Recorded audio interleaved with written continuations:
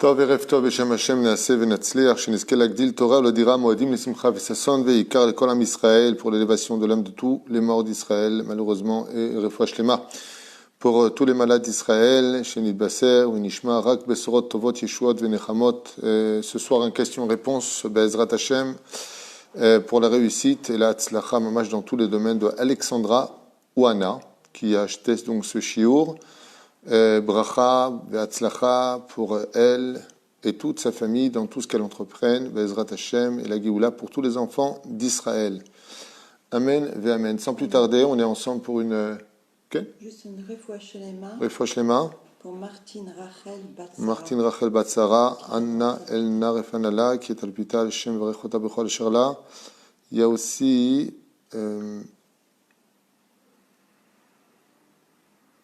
non, c'est pas ça, 2 secondes. Toda Rabba aussi à Daniel Billard.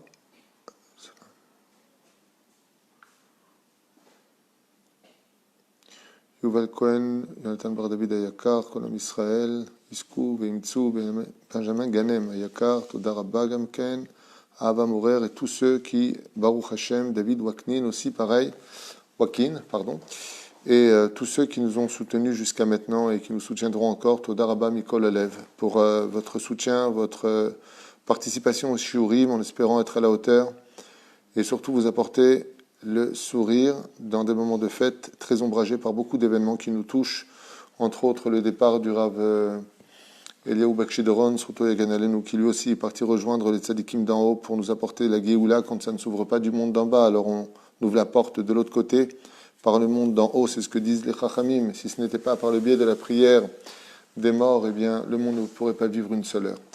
Alors, je ne sais pas s'il y a déjà des questions. Je fais un récapitulatif sur juste Refoua Shlema, Michael Aaron Ben Aouva. Refoua Shlema, Refoua Tanefesh, Refoua Tagouf. J'en profite aussi pour rappeler la Refoua Shlema de Moratim Agdosha Vateora, Sarah Talia Batefrat Miriam, Vekol Am Israël.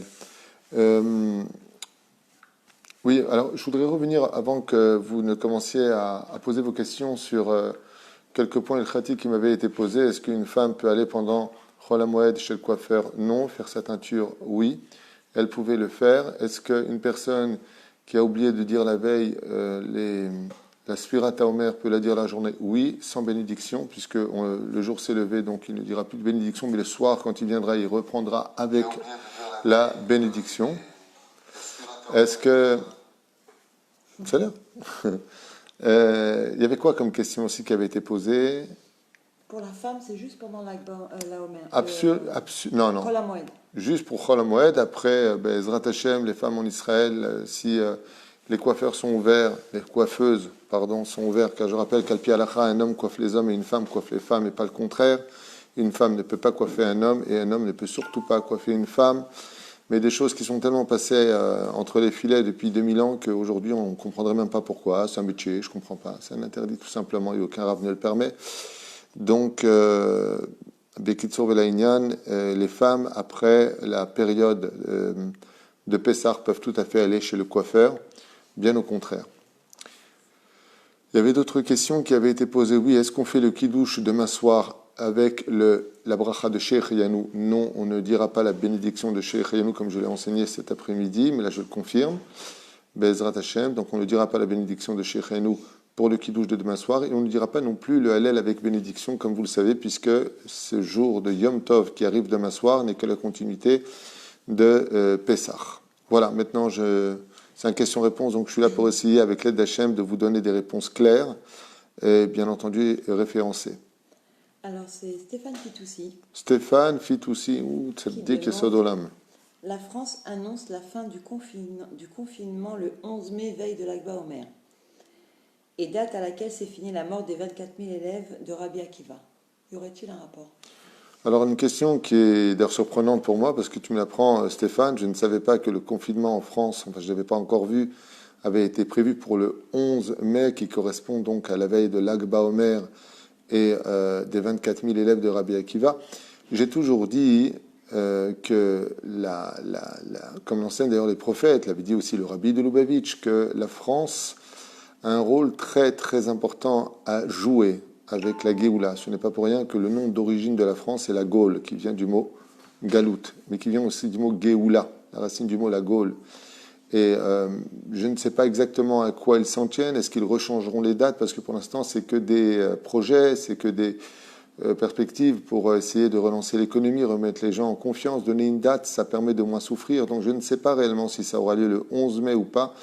Mais est-ce qu'il y a un rapport avec les élèves de Rabbi Akiva et est-ce qu'il y a un rapport avec l'Akba Omer? Peut-être que Bezrat Hashem, on aura le mérite d'avoir non pas que Rabbi Shimon Bar Yochai a fêté à l'Akba Omer, mais peut-être la venue du Mashiach lui-même.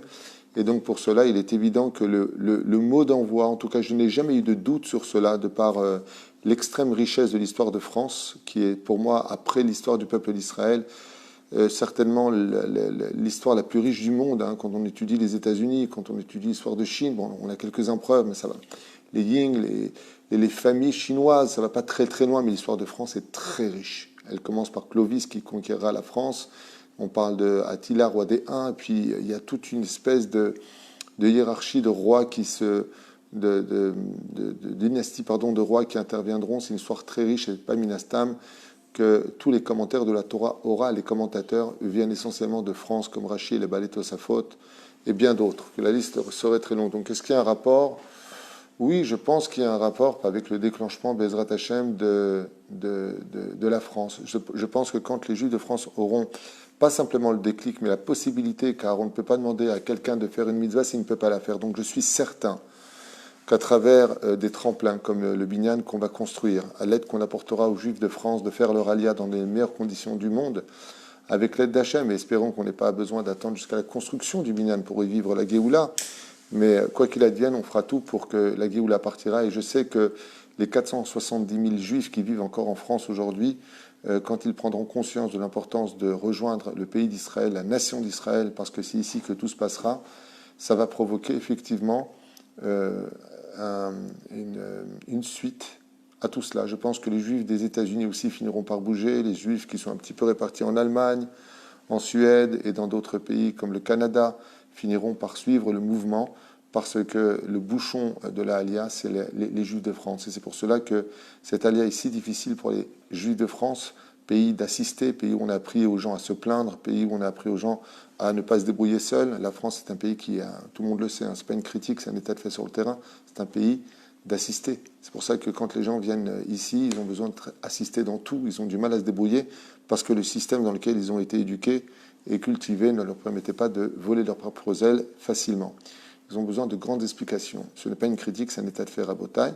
La reine Bezrat Hashem, je pense que quand il y aura l'indépendance des Juifs de France qui viendront s'installer en Eretz Israël et que cette culture grandira à l'échelle d'être une nation libre sur sa terre à pratiquer la Torah et les mitzvot, oui, il y aura un rapport avec la réparation des 24 000 élèves de Rabbi Akiva qui, eux, par contre, avaient pris leur indépendance un peu trop vite, il faut le savoir. Ça veut dire que s'ils s'étaient... les élèves de Rabbi Akiva, s'ils étaient attachés plus à leur rave qu'à leur indépendance, il n'y aurait pas eu cette haine du jugement de l'autre. Aujourd'hui, Bezrat Hashem, ce qui est incroyable, c'est qu'on voit que les Juifs de France sont très à l'écoute de ce qui se passe en Israël, parce que justement, il y a maintenant une écoute à la source même de la nation juive qui est sur sa terre. Et j'espère que Bezrat Hashem, il y aura une alia massive très très importante dans les prochains mois, où tant que la Géoula n'est pas là, en tout cas tant que le Mashiach n'est pas arrivé, que les Juifs commenceront à bouger, faire passer leur argent dans les banques en Israël, de pouvoir s'acheter une maison en Israël, de mettre déjà en vente tout ce qu'ils ont en France. Ce n'est pas une histoire, vraiment, je vous le dis, c'est pas une question de panique. Revendez tout, venez vite. Moi, je suis pas en train de dire ça. Faites ce que vous voulez, faites comme vous voulez. Mais je pense que n'importe quelle personne qui a bien les yeux ouverts sur la réalité comprend que même si cette pandémie finit demain, on n'est pas à l'abri d'autres problèmes qui sont et seront peut-être beaucoup plus sérieux. Akadosh Baruch Hu nous pousse de plus en plus vers le courage de faire sa alia, et j'espère que pour chaque juif qui fera ce pas-là, Bezrat Hashem, eh bien, nous aurons des résultats satisfaisants. On leur dira Baruch Haba. Maintenant, vous pouvez venir vivre de façon plus convenante dans ce pays d'Israël qui s'achète par la souffrance, je le rappelle. Les réponses sont longues parce que les questions sont intelligentes. Peut-on écouter de la musique pendant Chol HaMoed? On peut tout à fait écouter de la musique pendant Chol HaMoed. Nous ne sommes pas encore en deuil. Le deuil démarre le lendemain de la Mimouna, c'est-à-dire qu'à partir de jeudi soir, en Israël en tout cas, on rentrera dans le système, vous savez, de Sfirat HaOmer avec le deuil des élèves de Rabbi Akiva. Mais pour l'instant, pendant Chol HaMoed, c'est même une mitzvah de danser, de chanter en l'honneur d'Hachem, d'être Meod Sameach. Nous-mêmes, nous avons essayé de jouer de l'orgue, de la darbouka, de la guitare, Baruch Hashem. On a chanté, on a dansé dans la maison pour être la lumière de cette situation très obscure où malheureusement on n'a pas nos synagogues, on ne voit pas nos amis et on a tous languis les uns des autres. Donc oui. Une personne a la bar mitzvah de son fils et elle ne sait pas comment faire. Alors quel est le principal qu'elle devrait faire? Puisqu'il doit monter à la Torah, mettre ses téphilines. Je pense que... Est-ce que cette personne est en Israël ou est-ce qu'elle est en Galoute? De qu'est-ce qu'on parle? En Galoute, apparemment. Ah, en Galoute. Alors, tout ça dépendra du ministère de la Santé et des Hanchayot, c'est-à-dire de qu'est-ce qu'on peut faire. Si on peut se tenir à distance, est-ce qu'on peut organiser ça à la maison? Est-ce qu'on peut trouver un Sefer Torah, par exemple, pour la bar mitzvah? C'est dans 10 jours. On ne sait pas ce qu'il peut y avoir en 10 jours. Tu sais, le virus, il est venu en un jour, il peut repartir en un demi-jour. Dieu fait ce qu'il veut, on ne sait pas où on va. On est là avec des tsipiotes, on est là avec des calculs, mais en réalité, personne ne sait rien. Il y a une vidéo qui est sortie, que je te montrais tout à l'heure, de tous les responsables du gouvernement quand le virus a pénétré la France, et ils ont tous déblatéré des bêtises plus grosses que leur tête, alors que personne ne savait rien. On ne fermera jamais les écoles, ils ont fermé les écoles, c'est pas plus grave qu'une grippe, ils se sont rendus compte que c'était beaucoup plus grave, personne ne sait rien. Donc pour répondre à la question, pour une bar mitzvah, il faut juste 10 personnes, Bezrat Hashem, donc le lundi ou le jeudi, à distance, s'il y a toujours malheureusement ce virus qui rôde dans l'atmosphère, que les gens se tiennent à distance de 2 mètres. Donc ça peut se faire tout à fait chez vous à la maison, avec un Sefer Torah, Bezrat Hashem, et un beau cadeau pour le petit selon vos moyens. Et bien entendu, avec le masque. Pourquoi avec le masque? Parce que je ne sais pas où on en est, je ne sais pas où on va, mais pour l'instant, le virus est toujours présent.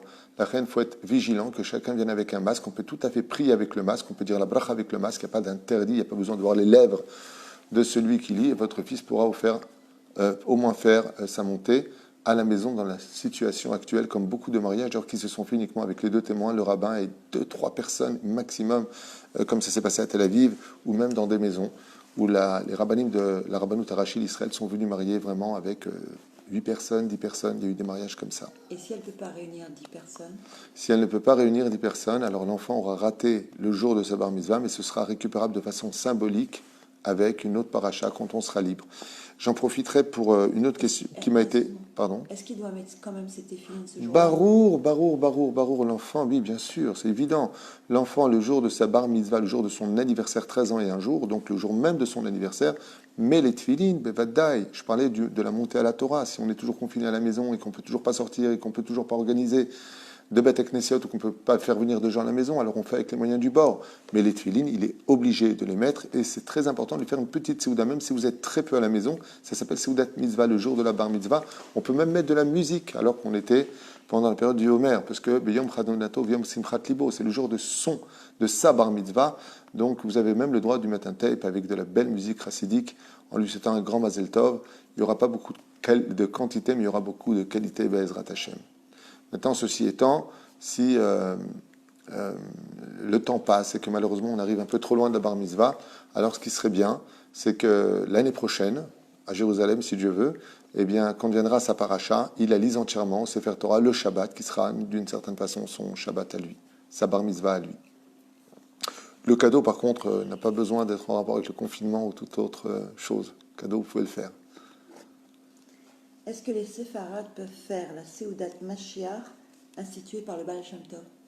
La Seuda de Mashiach, en général, ils la font l'après-midi de Yom Tov, de Pessah. La Seudat Mashiach rejoint un petit peu l'idéologie de la Mimouna. On a vu ensemble tout à l'heure dans le cours précédent que la Mimouna s'appelait aussi la Seuda du Mashiach. On est ma'amin que Mashiach va venir. Et donc, le Baal Shem Tov avait instauré, ainsi que toute la Chassidoute Chassidoute Lubavitch, Chabad, avait instauré. Il n'y a aucun problème de participer à cette Séouda, il n'y a aucun problème de faire cette Séouda, puisque c'est une tradition qui n'a rien de mauvais ni de mal, bien au contraire. C'est une Séouda qui devance un petit peu en disant, voilà, on va faire une grande fête, et puis on appelle le Mashiach en lui disant, tu sais, si tu étais venu, nous, on t'avait fait un beau plat. Il n'y a pas de problème de le faire, même si on est sfarade. Est-ce bon de jeûner durant le Homer pour les femmes? Il n'y a aucune obligation de jeûner pendant le Homer pour les femmes. Par contre, il y a une obligation pour les femmes de se battre pour leur shlom bayit. C'est une femme qui pose la question. C'est aussi une mitzvah pour les hommes. Hein, ne prenez pas ça mal. Mais c'est surtout une mitzvah pour les femmes de se couvrir afin d'inciter les hommes à ne vraiment pas fauter de prendre sur elle Bémet, de Ve'afta l'Erecha Kamocha, d'apprendre plus à se juger les kafsrout au lieu de très vite se mettre en colère contre les incidents de la vie. Ce sera beaucoup plus important que jeûner. Je pense que jeûner est très fort, c'est un énorme tikkun, mais ce que veut plus que les jeunes Hachem, comme dit souvent mon rab, ne jeûne pas, fais tchouva. Je pense que ce serait encore mieux de prendre sur soi une mitzvah qu'on n'avait pas l'habitude de faire, comme de se couvrir la tête, ou comme, je ne sais pas, de porter des choses plus sniout, ou d'être plus douce dans sa façon de parler, de prendre sur soi de plus s'énerver, des choses comme ça. Ça aura beaucoup plus d'effet dans le ciel que tous les jeunes de la terre. C'est ce que dit mon Rav, c'est ce qu'il dit toujours. Jeûne pas, fais tchouva, c'est mieux. Dans le Shulchan Aruch, on apprend qu'il y a plusieurs façons de se laver les mains, avant un repas, après aller aux toilettes, le matin. Pourquoi y a-t-il plusieurs façons? Pourquoi y a-t-il plusieurs façons? Ce sont des codes. Minadine, c'est une excellente question. Ça veut dire que quand je fais un nitilat yadayim, ce que je dois verser sur mes mains, c'est juste revi'it d'eau, c'est-à-dire 81 grammes, 84 grammes, il y a une marloquette, d'eau. Imaginez, donne-moi ce gobelet. Voilà, on va prendre ce gobelet-là. Vous voyez, j'ai un gobelet dans les mains. Là-dedans, il y a amplement 81 grammes d'eau. Alpi alacha min adin, pour pouvoir retirer la tourma, en un seul verre d'eau, je pourrais le remplir maintenant. Juste quand on le verser une seule fois sur ma main, je remplis, je reverse sur l'autre. Je n'ai pas besoin de faire plus. Je n'ai pas de faire besoin 1, 2, 3, ni 1, 2, 3. À partir du moment où j'ai réveillé d'eau, ça suffit amplement pour retirer l'impureté qui se trouve sur les mains, ou même pour faire netilat yadayim pour le motzi lechem. En une seule fois, simplement une fois. Seulement, nous avons une tradition, depuis Moshe Behar Sinaï, de verser pour le netilat du matin, ou quand on vient dans un endroit impur, 1, 2, 3, 4, 5, 6, qui correspond à un système de nettoyage par code. C'est la Kabbalah, c'est très profond, mais ce n'est pas obligé. Mais la tradition l'emporte sur la halakha, ce qui fait qu'aujourd'hui, on fait comme ça. Et c'est pareil pour les mains. Je prends mon gobelet, je verse 1, 2, 3. Je prends, je verse. Plus on versera d'eau sur nos mains, et plus on aura la possibilité d'ouvrir le mazal de la parnassa. C'est pour cela que les initiales de Al Netilat Yadayim, Amar Rav Yosef dans la Gemara, Reshitivot Ani. Pour éviter la pauvreté, Ani en hébreu, pas Ani, moi, mais Ani, qui veut dire pauvre. Al Netilat Yadayim, ce sont les initiales. Pour éviter la pauvreté, plus un homme fera Netilat, et plus il se nettoiera de ses fautes, et plus non seulement se nettoiera de ses fautes, il réparera ses fautes et se rendra pur. Parce que les mains représentent d'une certaine façon le conduit de tout le corps humain. Sans nos mains, on est un peu bloqué avec notre corps. La reine, nous prenons notre keli, et pour le matin, pour retirer, nous faisons un code de 1, 2, 3, 4, 5, 6, qui correspond aux sphirotes. Donc ce serait un shiur sur les sphirotes qu'il faudrait faire, qui serait très important, ceci étant, mais qu'on ne peut pas faire pour une question-réponse. Et donc, il faut continuer, perpétuer cette tradition. Maintenant, ceci étant, si vous avez pris votre keli, que vous avez versé une seule fois de l'eau, bien remplie, une seule fois de l'eau bien remplie, vous dites Al Netilat Yadayim, vous avez aussi fait la mitzvah, tout comme un homme qui plongerait ses mains dans l'océan, s'il n'avait pas de keli de Netilat Yadayim, ni de bérez, de robinet, il met ses mains dans l'eau une seule fois, et il dit la bracha de Al Netilat Yadayim. À partir du moment où on a versé en une seule fois 81 grammes d'eau, on a fait Netilat Yadayim. Ce sont des codes. Tu as parlé ce matin ou hier qu'il fallait attendre tous les jours le Mashiach. Elle demande comment fait-on? Oh, c'est une excellente question. D'abord, c'est pas moi qui dis qu'il fallait attendre tous les jours le Mashiach. Vous avez plusieurs références à cela, entre elles le Rambam lui-même qui l'inscrit dans ses 13 attributs du Rambam, d'attendre tous les jours le Mashiach. C'est marqué dans 3 références de la Gemara. Vous avez dans Masechet Shabbat à la page 31, Amoud Aleph dans Masechet Sanhedrin à la page 7, Amoud Aleph. Vous avez ça dans Masechet Kiddushin, Bedaf Mem, Amoud Aleph, à propos de... C'est mon petit-fils qui rit comme ça. Vous avez beaucoup de références sur le fait que Léati de Lavo, un homme rendra des comptes. Est-ce que tu as attendu la venue du Mashiach? Et ça veut dire quoi, attendre la venue du Mashiach? Chers amis, imaginez que Béhémet, voilà, vous avez une révélation où, de façon très très certaine, Mashiach vienne demain dans la journée. Imaginez comme ça que, de façon certaine, sans aucun doute, Mashiach soit là demain. Il se dévoile, il s'assoit sur son trône, c'est la Géoula pour tous les enfants d'Israël, chacun pourra débarquer à l'aéroport, tout le monde trouvera des réponses, tout va super bien. Ok? Comment vous allez passer la journée de demain? Est-ce que vous allez faire la tronche? Est-ce que vous allez vous fâcher? Est-ce que vous allez vous disputer? Est-ce que vous allez vous battre pour de l'argent? Est-ce que vous allez... Franchement, non. Pourquoi? Parce qu'on s'en fout. Ça devient secondaire. Il y a quelque chose de plus grand qui nous attend. On n'a plus de temps à perdre. Quand on prétend attendre le Mashiach tous les jours, c'est quand on est capable de vivre ce que je viens de vous dire tous les jours. C'est ça la preuve qu'on attend le Mashiach. Vous me demandez comment faire? Soyez au-dessus des problèmes, survolez-les. Pourquoi? Parce qu'il y a une cible beaucoup plus importante que cette perte de temps d'être toujours fâché avec tout le monde, de faire la tronche avec tout le monde, de critiquer tout le monde, d'en vouloir à tout le monde. Il y a plus important que ça. Il y a son moi et il y a notre nous. La dimension de Mashiach, c'est quand le peuple redevient un. Donc il y a plus grand que nous. Quand on est capable de surmonter, surpasser tout cela, nos soucis personnels, nos soucis familiers, et qu'on est capable de grandir à la dimension de nation, alors c'est que vraiment on est capable d'attendre le Mashiach. Le Chavetz Chaim, alav shalom, portait un costume partout où il allait. Ma propre épouse a acheté sa robe pour recevoir le Mashiach. Moi-même, j'ai un costume qui est ici pour attendre le Mashiach. Pourquoi? Parce que on l'attend. On l'attend chaque jour, on se prépare chaque jour, on ne veut pas perdre de temps, on sait qu'un jour on va apparaître devant lui comme ça, et c'est très proche, comme je vous l'ai par contre moi promis, nous sommes la génération du Mashiach. Je n'ai pas parlé de nos enfants, de nos petits-enfants, nous-mêmes, nous sommes la génération du Mashiach, espérons simplement vivre ce moment-là du dévoilement du Mashiach, parce qu'il ne saurait tarder. Mais la reine, on aura des comptes à rendre. Ce qui fait que celui qui perpétue encore ses fautes, celui qui achète encore des appartements en France, ou qui veut construire des choses, je ne sais pas où, je ne sais pas ce qu'il veut faire de sa vie. Mais comment tu peux dire que tu attendais le Mashiach? Parce que Mashiach, lui, son but, c'est de l'écabet sintriamo Israël, c'est de ramener tous les enfants sur la terre d'Israël. Donc qu'est-ce que tu investis ailleurs? Donc tu ne l'attends pas vraiment. C'est ce que j'ai expliqué à une personne qui avait investi à Ouman, alors que je suis très attaché à Rabbi Nachman, comme je suis attaché d'ailleurs au Rabbi Lubavitch, au Rav Kook, au Rav Ovadia Yosef. Et il m'a posé la question, il m'a dit, qu'est-ce qui vaut mieux? Investir son argent pour construire un hôtel au Mal pour Rosh Hashanah, ou investir de l'argent pour construire quelque chose en Israël? Je suis répondu sans hésitation en Israël.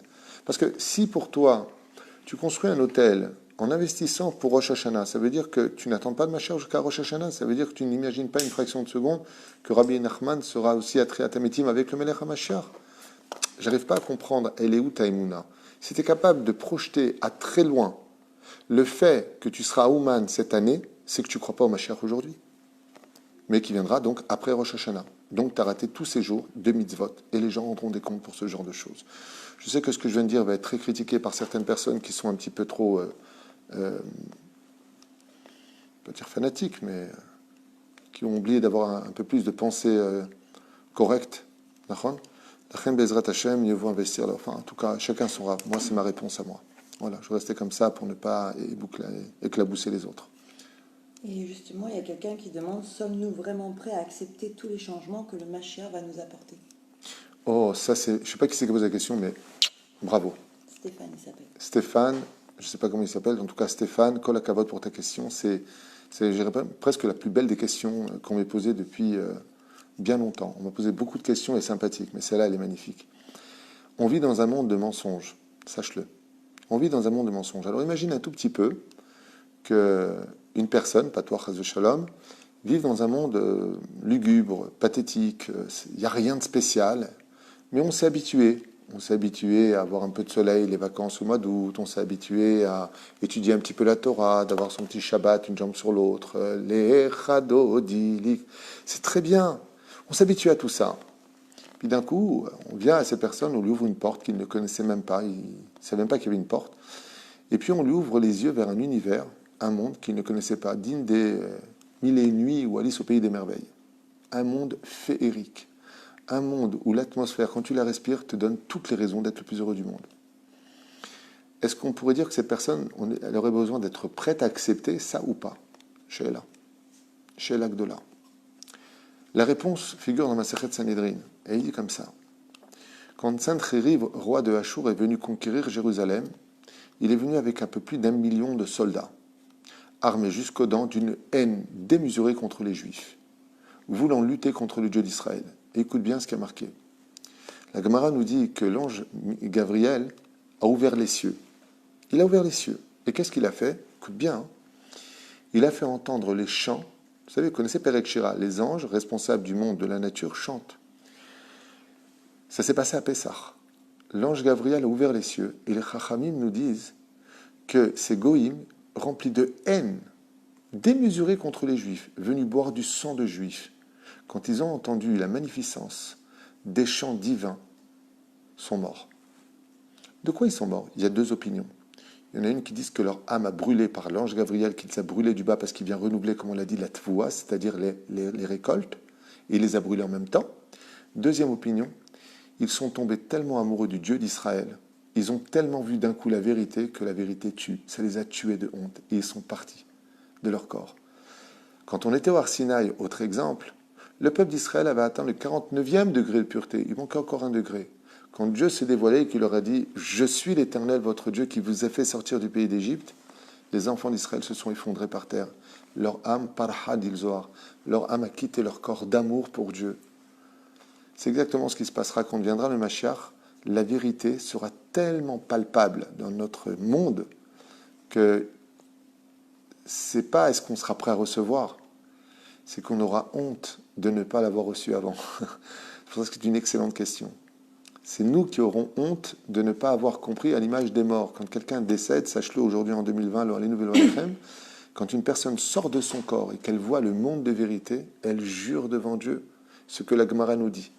Quand Neshama descend dans le ventre de sa mère et que l'ange Gabriel lui apprend la Torah avec une bougie allumée au-dessus, c'est une image, dans le ventre de sa mère, qu'est-ce qu'il fait? L'ange Gabriel lui dit, dis-moi, tu vas respecter la Torah et les mitzvot? Et il lui répond, je te le jure, avec une évidence, mais une évidence. Et l'ange Gabriel lui dit, tu respecteras la Torah et les mitzvot? Il lui dit, je te le jure. Au moment où il dit, je te le jure, pac, il lui fait un geste ici, à ce qui paraît. L'enfant sort du ventre de sa mère, il oublie tout, pour avoir le mérite de tout retrouver par l'effort de l'étude de la Torah, retrouver cette Torah qui était déjà en lui. La Torah ne vient pas de l'extériorité, elle est réveillée de notre intériorité, comme si on la connaissait déjà. Elle nous parle au fond de nous, parce qu'elle était déjà en nous. Comment se fait-il qu'en tant qu'embryon, on soit capable de jurer avec autant d'insistance? Jurer, on sait combien c'est dur. Parce que quand tu es dans le monde de la vérité, il est évident que tu ne peux pas fauter, tu ne peux que servir Dieu. Tu comprends l'honneur de servir Dieu. Là, on vit dans un monde de mensonges. Comme c'est marqué dans Sota 49 à Moudbet, la vérité disparaîtra de ce monde. On vit dans un monde de mensonges aujourd'hui. Donc la vérité fait peur. Mais quand la vérité viendra nous prendre par le biais du Mashiach, elle viendra embaumer notre esprit à un tel point que c'est pas qu'on sera prêt à faire le Shabbat, on courra pour faire le Shabbat, on courra pour être... Les femmes se couvriront les cheveux de tout leur cœur, en chantant l'honneur d'Hachem. Ce sera un monde de perfection absolue jusqu'au moment où le tikkun final du final sera fini. On n'aura plus besoin de la nida, plus des cheveux couverts. On n'aura plus besoin de tout ça. On passera dans un monde où les neshamot auront rejoint les corps et on ne saura même plus faire la distinction entre un corps et une neshama. Tellement ils brilleront, tellement ils se développeront. Comme on raconte comme ça dans la Gemara de Brachot, Bedav Zayin, là-bas dans le Gemara de Brachot, on raconte que quand Rabbi Yochanan est venu voir son ami qui était malade, il l'a vu dans l'obscurité et il lui a dit, tu voudrais un peu de lumière? Il lui a dit, oui, on voit rien, j'ai pas de quoi payer kibiachol de l'huile. Et qu'est-ce qu'il a fait? Il a relevé juste un peu sa manche et de son bras est sortie une énorme lumière. Est-ce que ce serait l'homme électrique? Non. Mais son degré de Torah était si élevé que son âme avait purifié son corps à un tel point que son corps était devenu aussi pur que son âme. Son corps brillait comme l'âme brille à l'extérieur du corps. Ainsi on sera Bezrat Hashem, Vatimale Aretzdeh Hashem. Le ciel et la terre seront remplis de la connaissance, dit le prophète Ishayahu, de la connaissance de Dieu. Écoute bien les mots, de la connaissance de Dieu, comme les océans sont recouverts d'eau. Imagine un petit peu de quoi est-ce qu'on parle. La question, c'est pas ce qu'on va accepter. La question, c'est combien on va regretter de ne pas avoir connu ces moments avant et combien on a vécu dans un monde très, très, très, très loin de la réalité, mensonger, arnaqueur, théâtral, et qui, en fin de compte, aurait pu s'unir beaucoup plus tôt si on l'avait tout simplement mieux travaillé.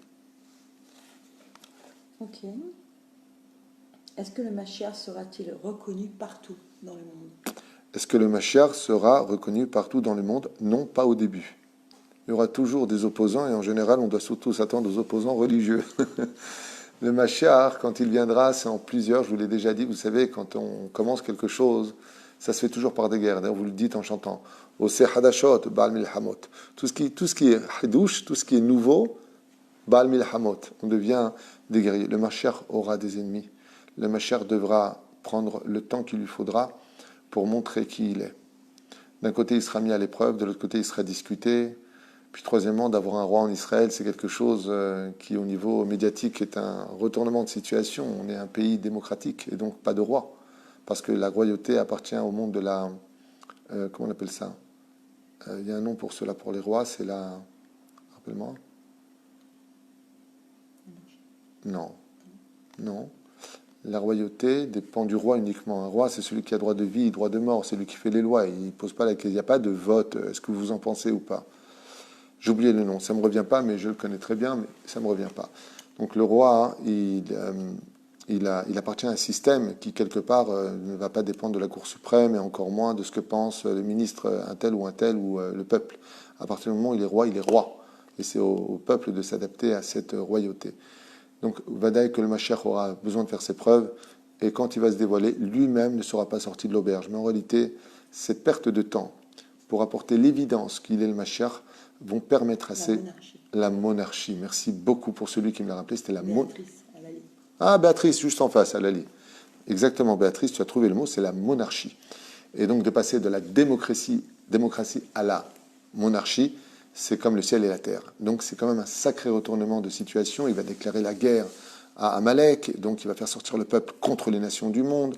Il va assujettir les nations du monde à l'écouter, mais très vite ça va aller. À partir du moment où Dieu lui donnera plein pouvoir, c'est-à-dire qu'il aura commencé le processus qu'explique le Rambam dans les Ilchot Melachim, chapitre 10 et chapitre 11, eh bien ça va aller extrêmement vite à un tel point que les pouvoirs, entre guillemets, du Mashiach, non pas à l'échelle de Superman qui vole dans les airs et qui fait des rayons laser, mais le pouvoir du Mashiach va être d'instaurer une telle sagesse dans le monde que tout le monde viendra par amour se prosterner devant lui et par respect. Le Mashiach va imposer un respect comme jamais aucun roi au monde n'a pu l'imposer.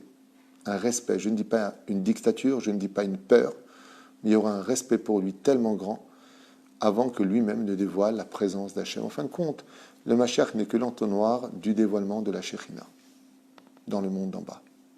Pourquoi Hachem n'a-t-il pas créé le monde parfait directement au lieu de passer par tout ça? Pourquoi le monde n'a-t-il pas été créé parfait au lieu de passer par tout ça? C'est faux.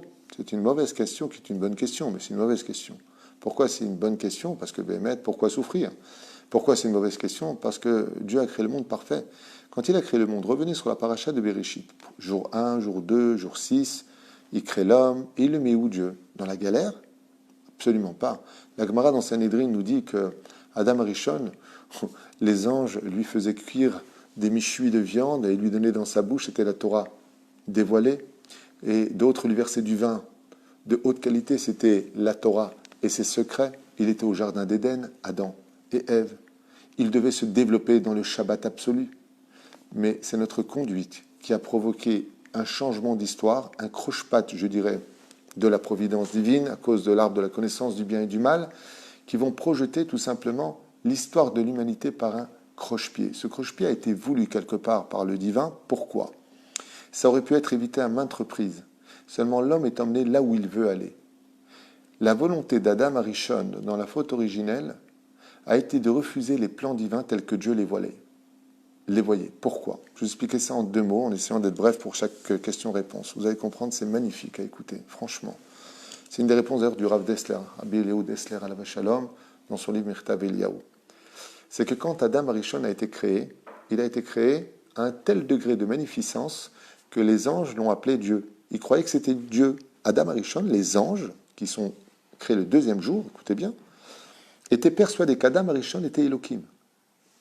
C'est-à-dire ni père ni mère, qu'il a toujours existé, qu'il a créé tout ce qui existe, y compris les anges, tellement pour vous dire combien l'homme a tout reçu. Adam Arishon a fait un calcul, il a dit, mais il y a un problème. J'ai été créé en tant qu'entité divine par les mains d'Hachem. Si Dieu a des mains, vous comprenez que c'est une métaphore, bien sûr, Dieu n'a pas de mains. Et il n'a pas accepté le plan divin. Pourquoi?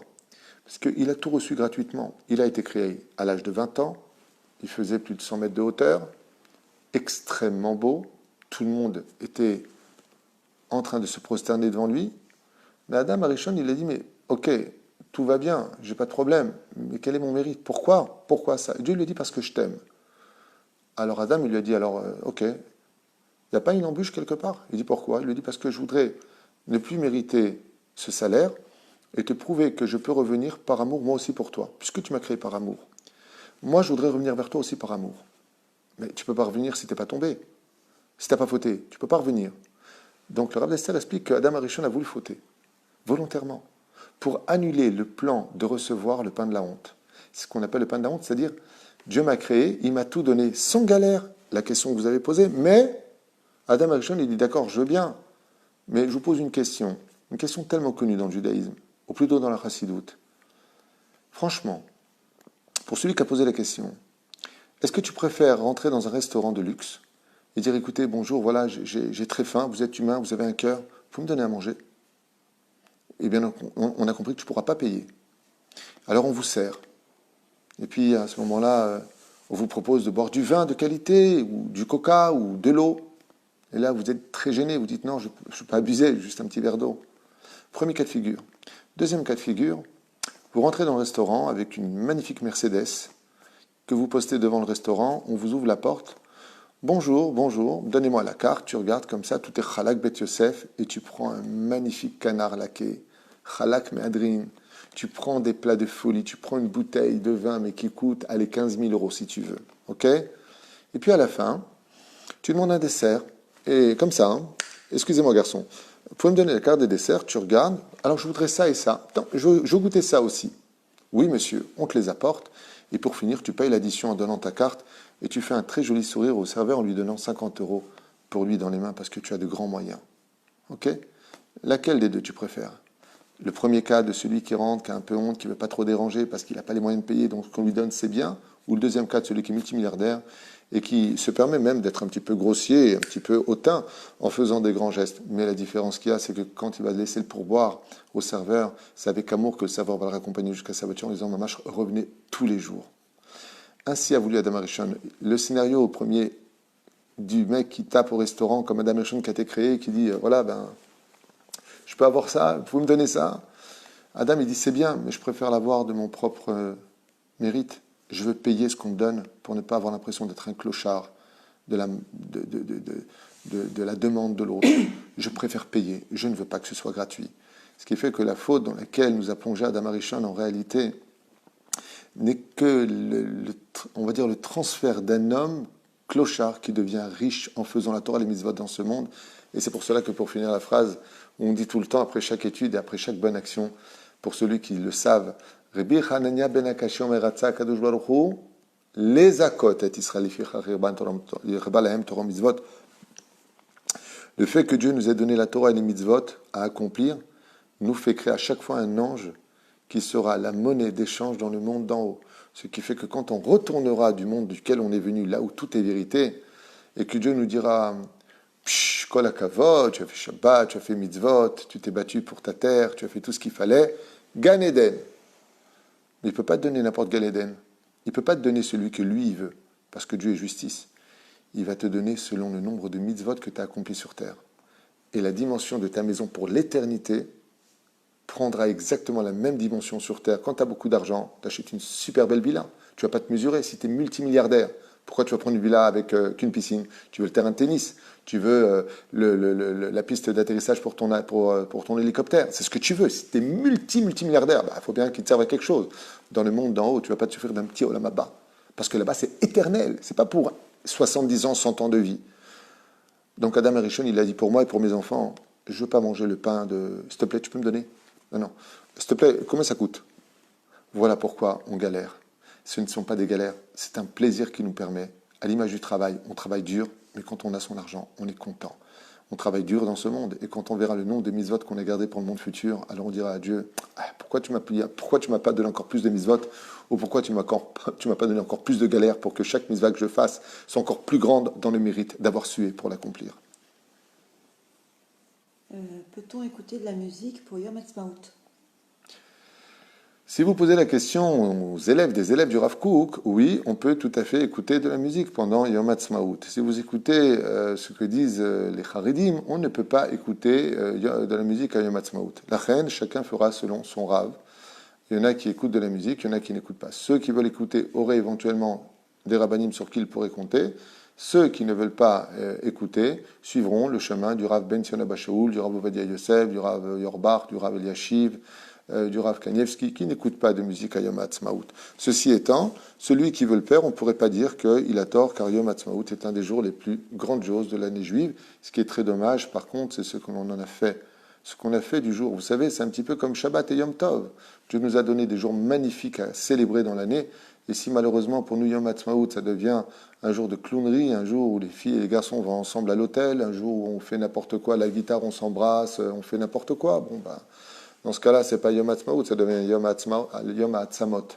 Donc il faut faire attention à cela, et surtout que moi j'ai pour principe d'avoir beaucoup de gratitude. Aujourd'hui, je vis en Israël depuis 33 ans, un des plus beaux pays du monde. On est merveilleusement bien ici. Baruch Hashem, Ishtabach, Vitalesh Molad. On a des yeshivot, on a tout. On a tout, on est heureux en Israël. Bon, c'est dur la parnassa, mais c'est dur partout. C'est compliqué, mais au moins on est à notre place. Mais la reine, je remercie tous ceux qui nous ont construit ce pays, car grâce à Dieu, on a de beaux appartements, on a des belles voitures, on a des belles routes, on a tout ce qu'il faut en Israël. Yechiem Medinat Israël avec la Torah d'Eretz Israël. Comment peut-on préparer son alia?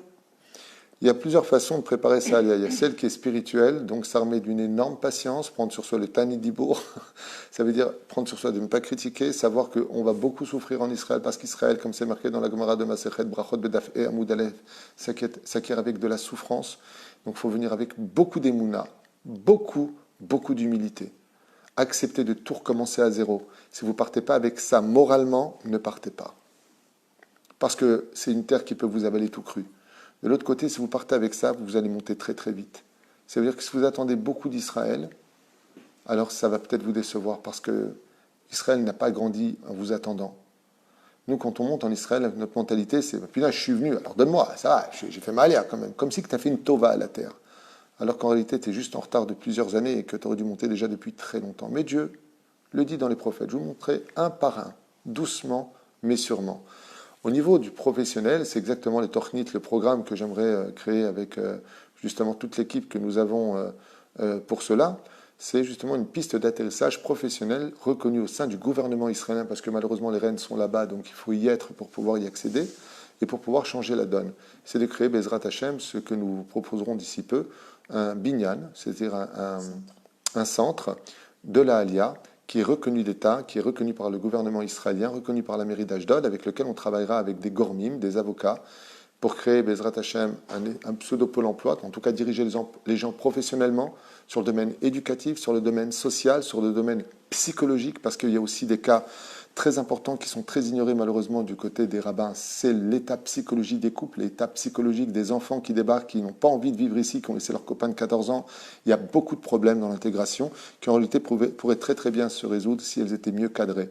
Donc il y a un travail encore très important à faire, mais celui qui peut déjà, depuis la France déjà, apprendre la langue par Internet au moins, se renforcer dans l'étude de la Torah, prendre sur lui, Bezrat Hashem, de savoir que c'est lui qui a le mérite de vivre sur la terre et qui ne critique pas cette terre, et encore moins les Israéliens, parce que s'il vient ici dans ce pays, c'est aussi grâce à eux. Et de savoir surtout qu'il y a un événement hors du commun qui l'attend, c'est qu'en rien ne ressemble à l'Aliyah d'un juif à celui qui est venu en vacances en Israël. Quand on fait sa Aliyah en Eretz Israël, on rencontre Hachem ici. Et on vit sur un miracle incommensurable. C'est extraordinaire de vivre quelque part cette grande souffrance de l'incertitude, du boulot. Puis c'est un pays où j'ai pas beaucoup de bonnes nouvelles à vous annoncer parce que c'est un pays où il fait pratiquement tout le temps beau, il n'y a que des juifs, il y a des forêts magnifiques, on a un petit peu le côté de l'Himalaya, on a le côté dans le nord d'Israël de Chamonix, on a les plus belles plages du monde, c'est magnifique Israël, c'est magnifique Israël. Donc quand je dis des mauvaises nouvelles, ce ne sont que de bonnes nouvelles, il faut juste trouver la parnassa, c'est ce qu'il y a de plus dur. D'ailleurs, des mots de Kenaan. Les Chachamim dans la Gemara nous disent ne lis pas Kenaan et la Kanaani, pour dire que le challenge d'Israël, c'est la parnassa. Et pourquoi? Parce que la parnassa dépend de la Emouna. Et donc, si tu viens en Israël, il faut que tu prouves que tu as de la Emouna, ce qu'on n'a pas eu les Meraglim. De la Emouna, pour entrer en Eretz Israël, il faut beaucoup d'Emouna et de savoir que Dieu te donnera ta parnassa, mais qui va te nettoyer aussi de toutes tes fautes d'avant. Donc, si tu étais monsieur le PDG, n'hésite pas à être celui qui va nettoyer les toilettes chez les gens pour gagner ta vie en Israël. Pourquoi? Parce que si Dieu remet les comptes à rebours à zéro de tout ce que tu as fauté en galoute, c'est qu'il a aussi remis les comptes à rebours de ton mazal et de tout ce que tu avais acquis là-bas.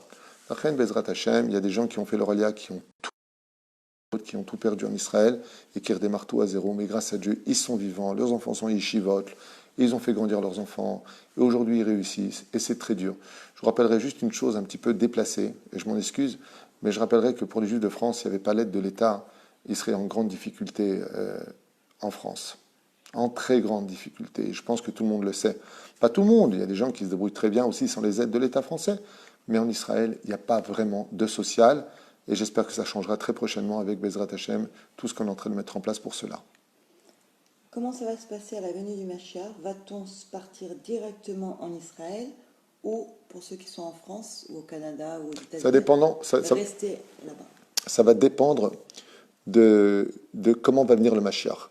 Est-ce que le Mashiach, il vient par, comme le disent les prophètes, la guerre de Gog ou Magog, de l'Orient et de l'Occident, Ishmaël contre Esav, et en fin de compte, ils vont faire un traité de paix quand le Shor et le Hamor, comme le dit la Kabbale, vont se réunir contre Israël? Alors, ça dépendra de quel sera le scénario du Mashiach. Les Chachamim ont été clairs. Personne ne connaît le scénario du Mashiach. Personne. Pourquoi? Parce qu'il y a plusieurs scénarios. Pourquoi il y aurait plusieurs scénarios? Ça dépendra de l'état spirituel du peuple d'Israël. Si on le mérite comme ça, si on le mérite comme ça, ou si on le mérite comme ça. Donc, comment ça va se passer? Qui vivra, verra. Ce qui est sûr et certain, c'est que la Géoula ne peut pas avoir lieu si les enfants d'Israël sont manquants à l'appel. Il faut juste simplement se renforcer, se tenir prêt. Vous savez, il y a une très grande leçon de morale à retenir des femmes d'Israël. Quand Myriam est sortie d'Égypte, elle a pris son tambourin et elle a commencé à taper. Toutes les femmes ont sorti des tambourins, elles ont commencé à taper. Et la question que posent les Chachamim, c'est mais quand elles ont eu le temps de préparer ces tambourins, elles ont eu le temps pendant 210 ans parce qu'elles attendaient l'avenue du Mashiach. Ça veut dire, il y a celui qui attend que Mashiach y vienne pour... alors c'est bon, les mecs, nous on commence à vendre, viens, on commence à bouger. Et puis il y a celui qui fait ses valises et qui dit, voilà Mashiach, dès que tu me dis de venir, je viens. Ma valise est devant la porte. Ça veut dire qu'il est en train de préparer sa alia avec, comme je l'ai dit tout à l'heure, il prend des cours d'ulpan, il se renseigne sur un travail en Israël, il sait plus ou moins, au lieu de perdre son temps à venir constamment en vacances, ici, d'abord faire une étude de marché, voir dans quelle ville il veut s'installer, la ville de Ranana, la ville de Natania, est-ce que c'est dans un yeshuv, est-ce que c'est à Ashdod, où est-ce qu'il peut trouver un arabe et une communauté qui lui convienne, où est-ce qu'il y a des écoles qui vont correspondre à ce niveau de Torah. Pas attendre la dernière seconde, commencer Bezrat Hashem déjà à planter plus ou moins comme l'a fait les Meraglim, quand Yoshua Binoun a envoyé, dans le livre de Yoshua, Caleb ben Ifune et Pinchas, Ben Elazar, Ben Aaron Cohen, pourquoi il les a envoyés? Il les a envoyés pour apprendre à faire l'alias. Faire sa alias, c'est d'abord de repérer les points, où est-ce qu'on peut aller, où est-ce qu'on peut s'installer, de quelle façon on pourra y arriver. Une fois qu'on a fait notre Ishtadlout, après on lève les yeux vers le ciel, et celui qui a donné, comme dit souvent mon Rav, le Dieu qui donne à Parnassa en France, n'est-il pas le même que celui qui la donne en Israël? Pourquoi Hachem n'a pas donné la Torah à Adam et Chava? Pourquoi il n'a pas donné la Torah à Adam et Ève? Il a donné la Torah à Adam et Ève. Seulement, il ne pouvait pas la donner comme il l'a donnée au Har Sinaï, car la Torah était donnée pour un peuple et non pas pour un homme. Adam a reçu toute la Torah. Adam mettait les tefilines, il mettait le talit, il a fait Shabbat. D'ailleurs, c'est lui qui a composé le Teilim. Il y en a qui disent que c'est Moshe Rabbeinu, il y en a qui disent que c'est Adam Rishon. Vous regarderez dans les Midrashim, Adam, il a composé le Teilim de Mizmor Shir Yom HaShabbat. Tov, Leodot, l'Adonai, Uzamer Shimcha Leon, Lagib Babukah Hazecham, Unotra Balelot. C'est Adam qui l'a créé. Adam a reçu la Torah, mais la différence, c'est qu'il n'a pas pu la recevoir comme nous, on l'a reçue à Har Sinaï. Et pourquoi? Parce que, pose la question pour Abraham, pose la question pour Yitzhak, et pourquoi pas Jacob? Et les 12 tribus, pourquoi est-ce qu'on n'a pas reçu la Torah? Pourquoi elle était officieuse? Tout simplement parce que ce que veut Dieu, ce n'est pas un homme qui représente le peuple, mais un peuple qui se représente en tant qu'homme. Et cette dimension-là est obligée d'être acceptée par les enfants d'Israël. D'où l'expression de Kol Israël, Kéli. Je veux un Kéli. Je veux les Kohanim, je veux les Lévi'im, et je veux Israël. Un roi ne peut pas être roi s'il n'a pas de peuple. C'est un roi déchu. La reine, la Torah, qui est une royauté, elle appartient dans le monde des Sphirot. La Torah, ça n'appartient pas à Keter, c'est la Malchut. Vezot à Torah. Vezot, dans la Kabbale, Zot, c'est la Malchut. Mais la reine, Bezrat Hashem, la Torah ne pouvait pas être donnée à un homme, mais à un peuple. Dieu voulait un peuple à qui il donnera sa Torah, à l'échelle individuelle, qui regroupe l'ensemble d'un peuple, c'est-à-dire un peuple qui forme un homme, et non pas un homme d'où descendraient des peuples. Peut-on se couper les cheveux veille de Shabbat et de Rosh Chodesh si vraiment on est gêné? Absolument.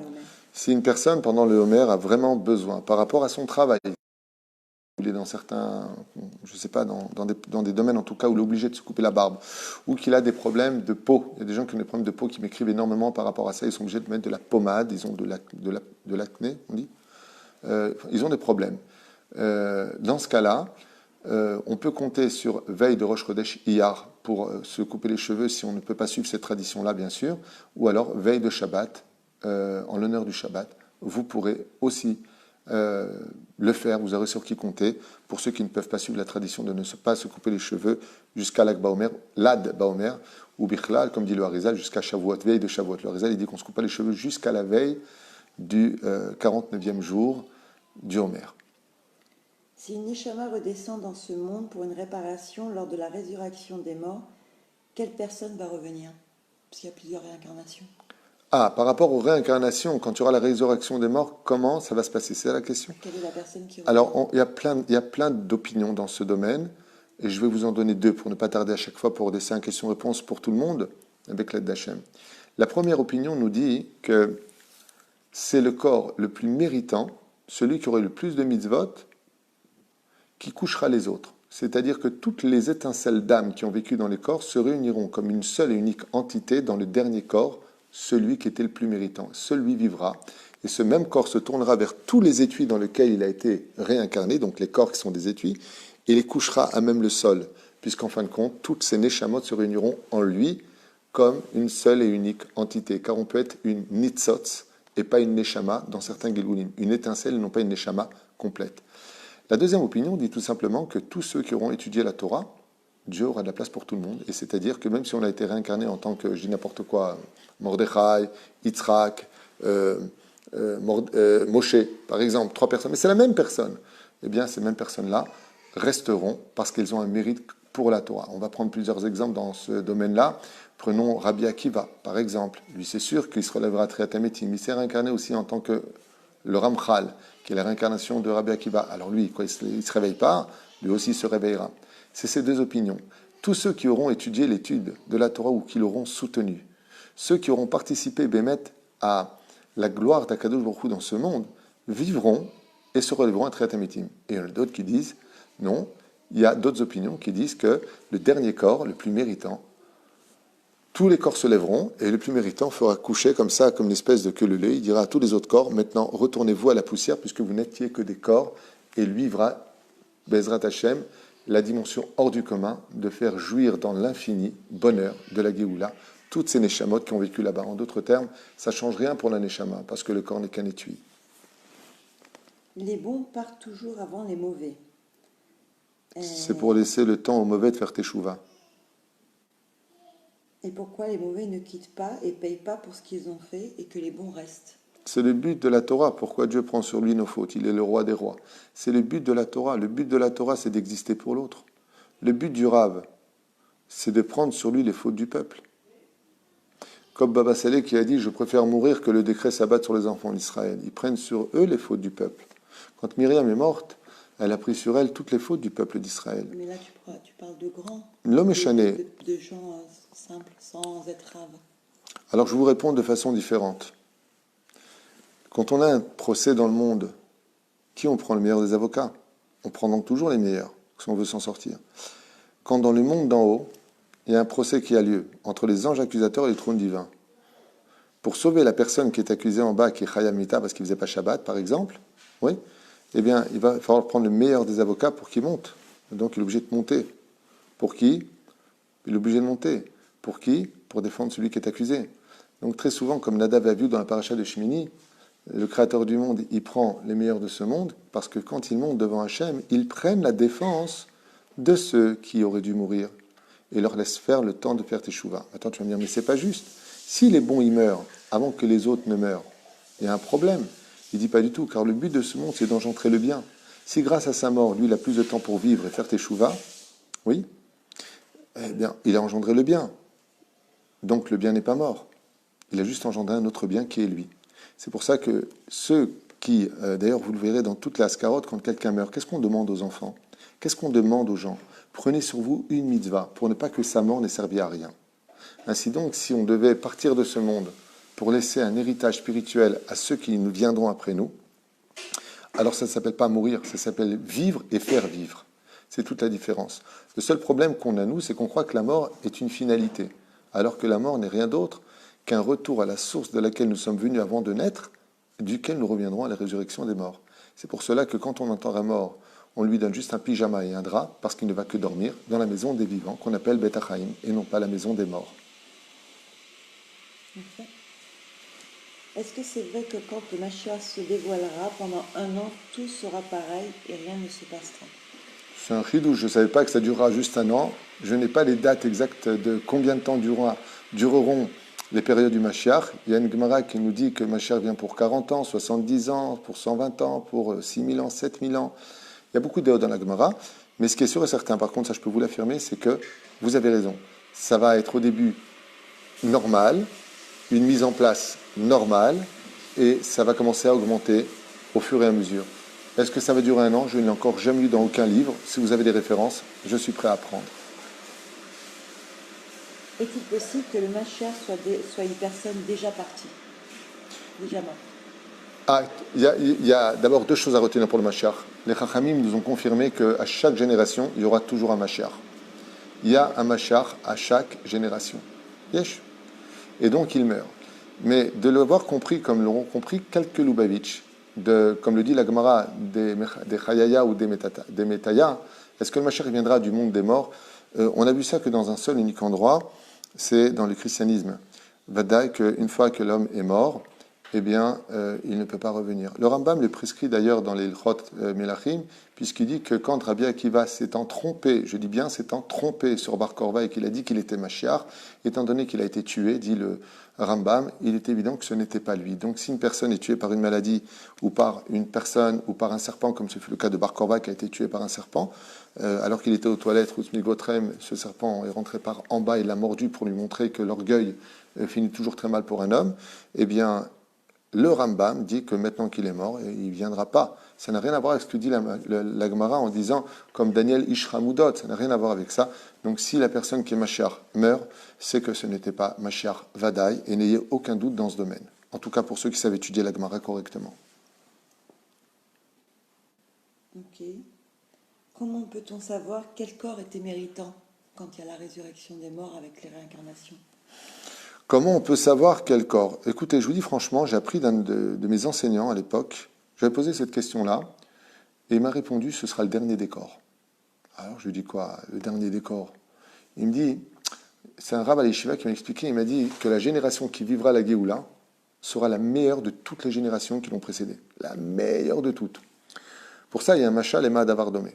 Il y a une très très belle métaphore qui a été donnée pour expliquer pourquoi est-ce que la dernière des générations, en d'autres termes, vous, nous, aujourd'hui, pourquoi on est la meilleure des générations? Est-ce que Bémet, on est les meilleurs? Alors, les Ma'adavardomé, les Chachamim, ils ont donné un très très beau Machal. Un jour, un homme avait extrêmement faim, il n'avait pas mangé depuis 3 jours.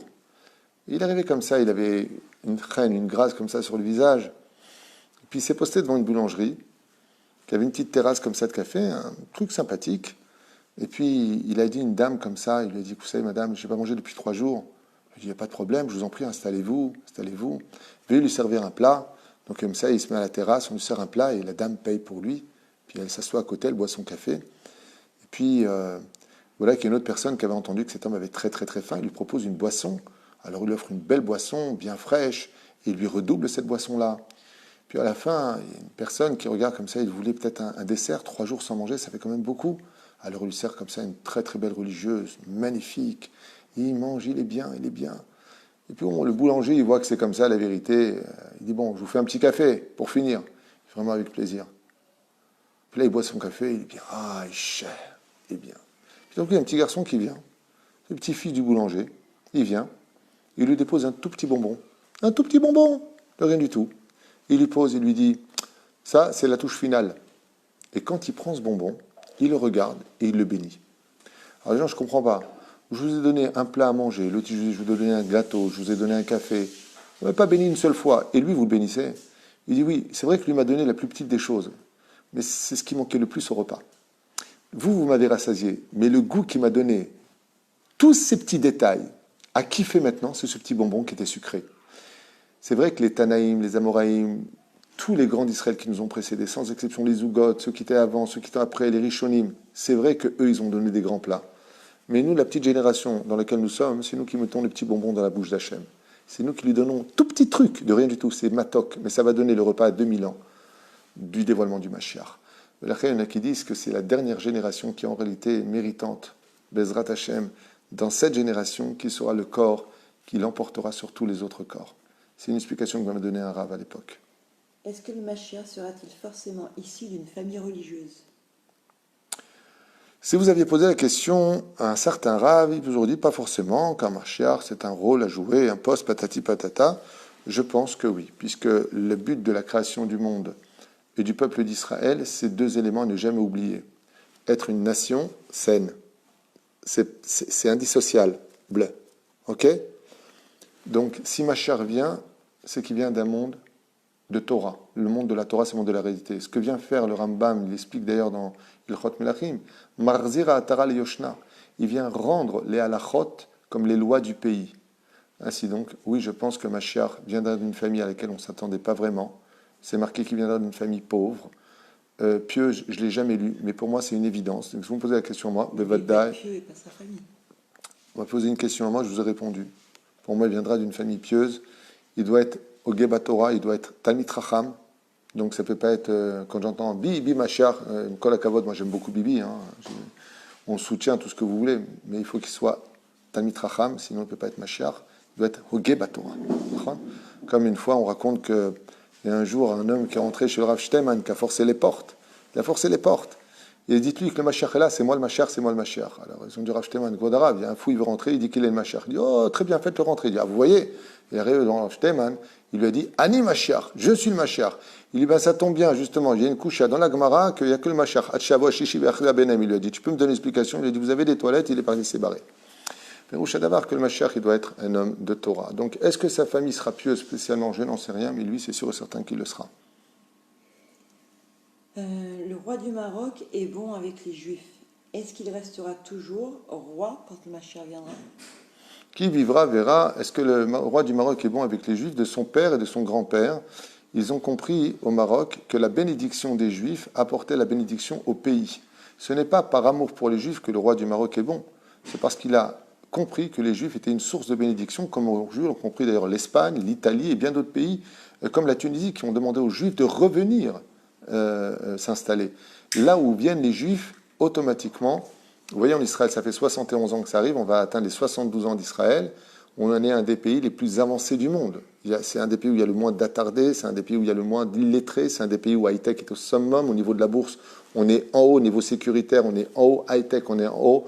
Le Mossad est considéré comme étant un des services secrets les plus développés au monde. On a une armée d'élite qui est une des plus fortes au monde, comparée avec le djihad américain ou les commandos anglais, ou même de Corée du Sud.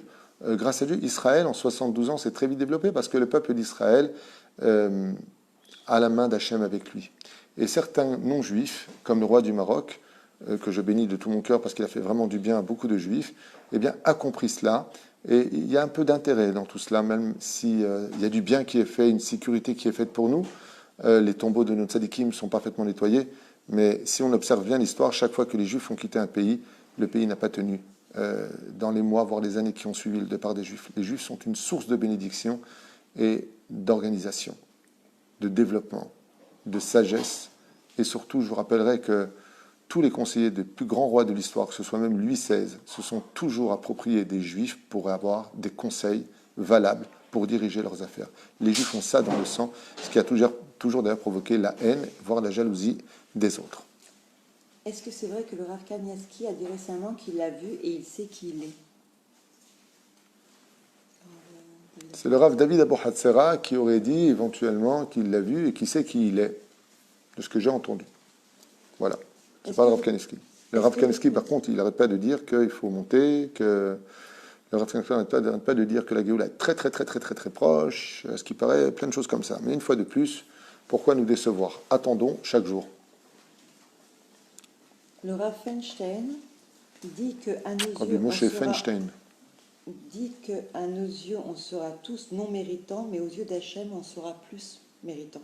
On sera tous méritants, pardon. Le Rav Moshe Feinstein, il dit ça? C'est dans les grottes Moshe, je crois, là-haut.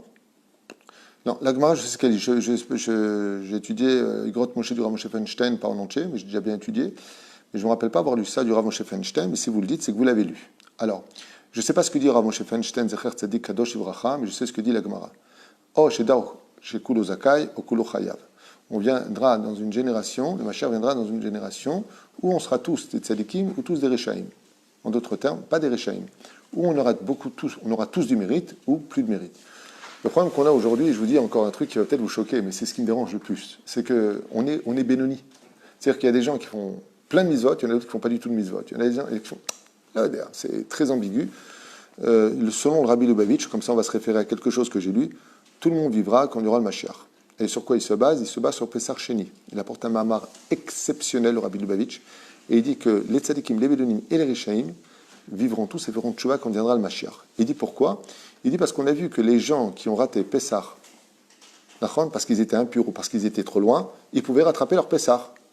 Il y a 2 fêtes juives qui sont doublées dans le judaïsme. Purim, le 14, ou Purim, le 15. Oui. Et il y a Pessar. Pessar Rishon, Pessar Sheni.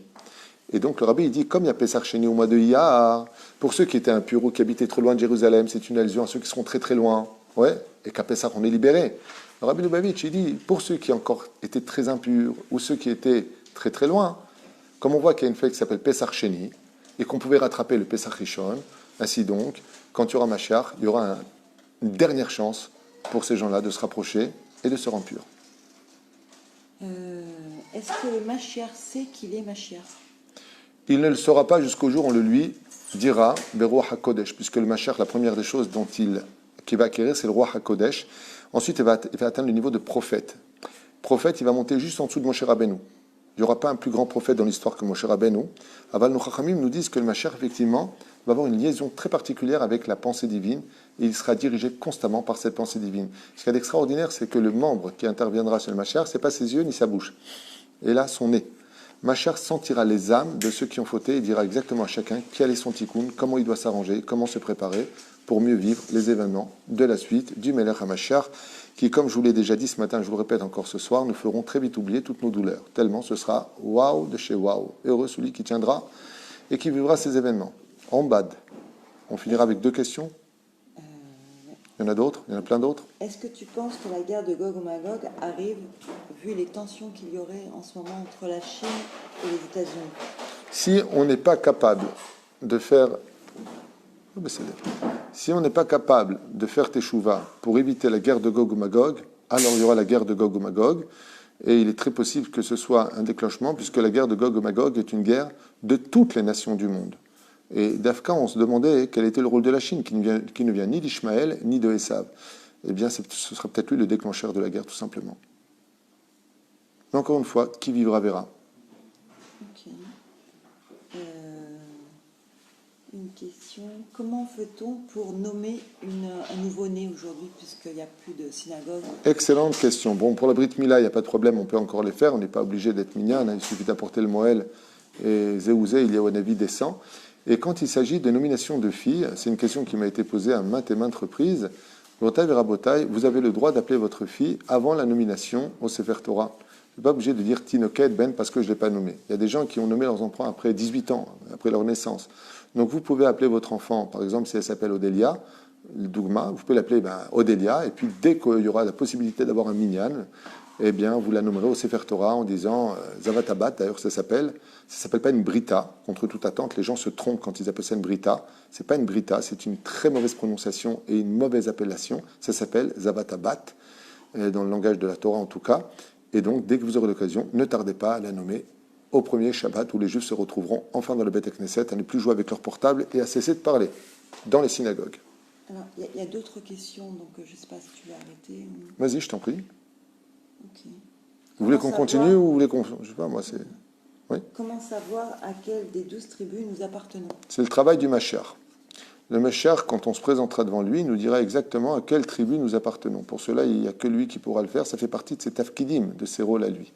Donc attendez qu'il vienne et d'un coup vous allez être très surpris. Tiens, toi tu es des Sahar, toi tu es Zvouloun, toi tu es ceci, toi c'est cela. Où est-ce que tu dois vivre? Où est-ce que tu dois te développer? Quel est ton rôle dans l'histoire d'Israël maintenant en tant que nation?